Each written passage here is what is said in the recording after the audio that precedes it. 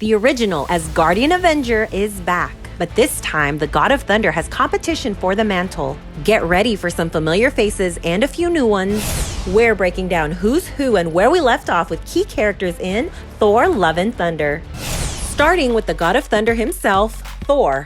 In the epic role he's embodied for over a decade now, we last saw Chris Hemsworth as Thor in Avengers Endgame, as a man who'd lost his planet, his family, and his will to fight. He finds his groove again in time to join the team to defeat Thanos in the Battle of Earth, and we last leave him flying off into the sunset with the Guardians of the Galaxy. Now, in Love and Thunder, Thor is having a midlife crisis. Thor is embarking on a quest for inner peace. However, his retirement soon gets interrupted and he finds himself back in action.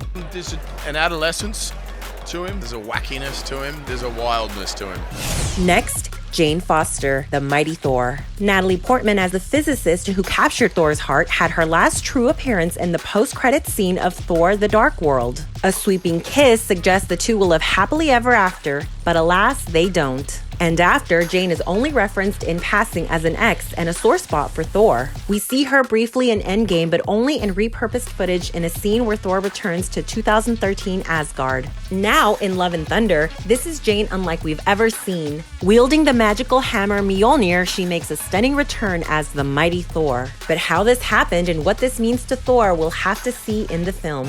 On to Valkyrie. Tessa Thompson's fan-favorite character broke out in 2017's Thor Ragnarok and last appeared in Avengers Endgame, where after helping defeat Thanos, Thor appointed her the leader of New Asgard and Norway. In Love and Thunder, we catch up with Valkyrie as a leader away from the battlefield. Valkyrie has finally turned herself around and is a woman of bureaucracy. But we know the new king of Asgard is still always ready for a fight.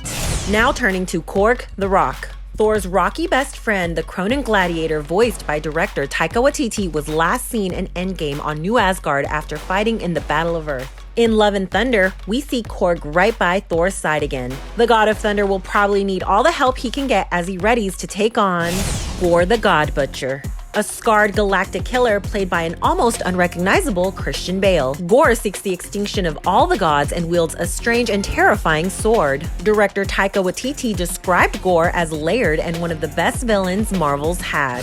Other characters we'll catch in Love and Thunder include Guardian's favorite Star-Lord, played by Chris Pratt, Zeus, the other God of Thunder, played by Russell Crowe, and Thor's goats? Hey, they got their own poster, so who knows what that means.